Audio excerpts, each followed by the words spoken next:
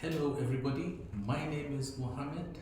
I'm a psychologist with Old Smiles Therapy Center.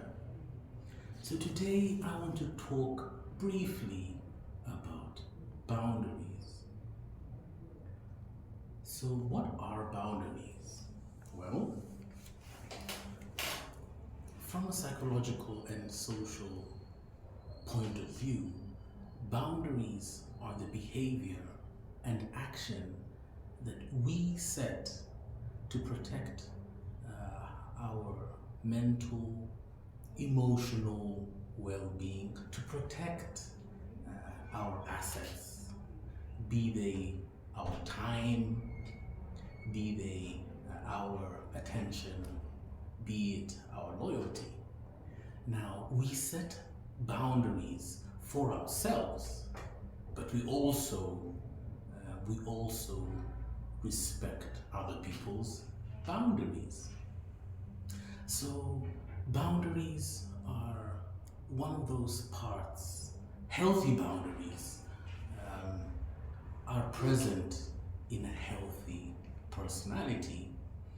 Sometimes people may have rigid boundaries, which is generally considered to be unhealthy.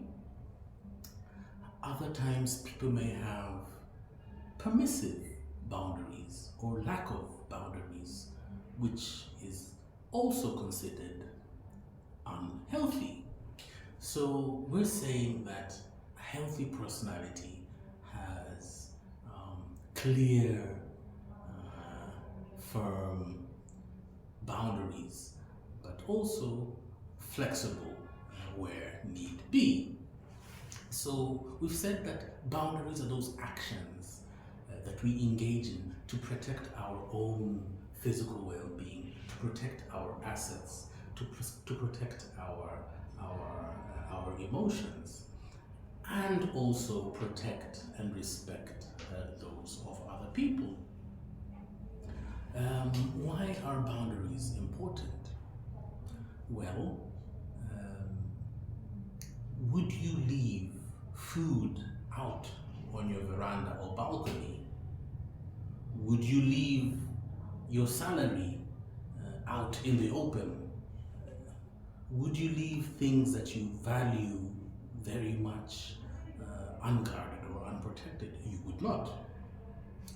Therefore, having boundaries is important because when we have boundaries, those things that we value, such as our body, such as our mental wellness, our emotions, are not exploited, are not degraded, are not used badly, randomly by people. Okay?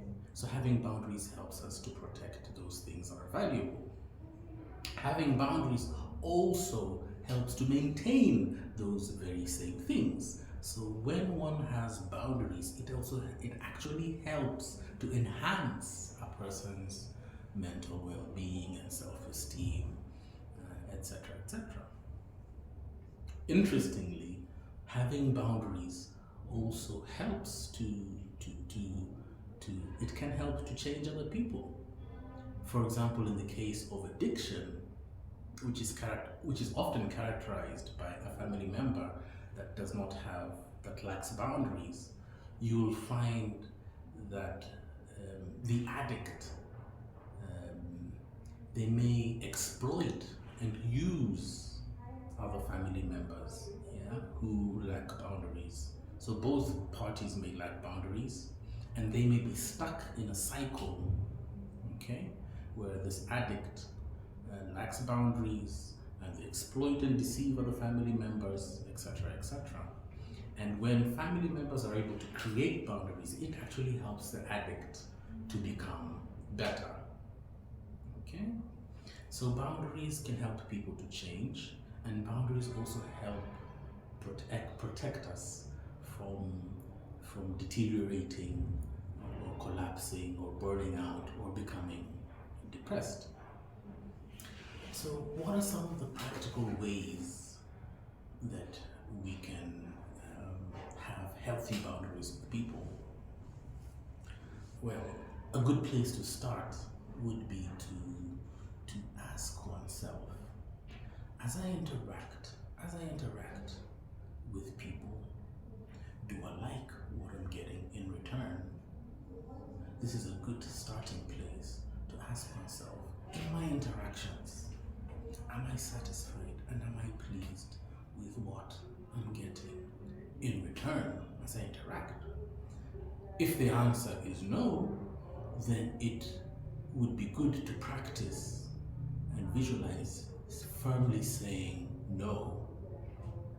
Okay, I don't want to do what you're making me to do, or I don't want to give what you're asking me. Alternatively, in addition to saying no, you can also request for what you would like in return in an arrangement that you have. Okay? And if a person is not willing to give you back what you would like, then you can state the consequences. Okay? So, just to review, when we're creating boundaries, you can ask, do I like what I'm getting in return? And if the answer is no, then you can create a boundary by speaking up and saying, no, I don't like what I'm getting in return. I would like A, B, C, D, and stating consequences. Yeah. If it continues like this, then this will happen. Alternatively, there may be scenarios where it may not be possible to directly create a boundary in that way, in which case, another way of creating boundaries is to distance oneself from a person or a situation. Thank you very much for listening. I hope it was useful.